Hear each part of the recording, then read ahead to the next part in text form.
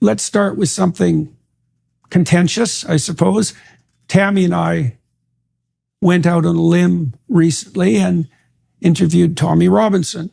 I saw. I've been watching Tommy for a long time, and he's struck me as particularly interesting. Well, for two reasons. The first reason, I suppose, is because he is a genuine working class guy, and for better or worse. And second, I haven't seen anyone anywhere who's been more unwavering in his commitment to reveal the atrocities of the grooming gangs in the UK, which are organized patterns of activity that are very pervasive, that are so terrible that it's almost impossible to talk about them without sounding like a conspiracy theorist.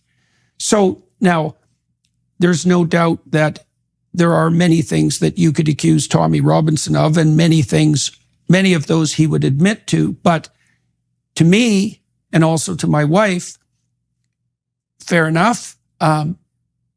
But the fact that he's pointed his finger at something that seriously needs to be attended to and has paid a major price for it is also not ignorable. It's like, do we expect someone who's brave enough to do that to also be perfect in every regard? That's asking a bit much, given that there's many people who in principle have moral characters much more unsullied than Tommy Robinson, who are cowering in silence constantly in the face of this absolute brutal atrocity.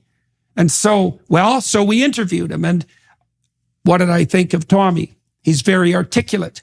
He can certainly make a case for himself. And then I thought it was up to the audience to listen and to make their own judgment. Now, that was before the recent march that Robinson and his crew organized in London, which in my estimation, I'm interested in your perspective, went as peacefully and well as the protests in Ottawa, which it was modeled after. And so I thought his crew handled that extraordinarily well. Now, in the aftermath of those protests, of course, all sorts of chaotic hell has broken loose. And, you are much closer to such things than me. I mean, being a denizen of that country, I'm looking from outside, trying to make sense out of it. But my sense at the moment is that the UK is somewhat of a tinderbox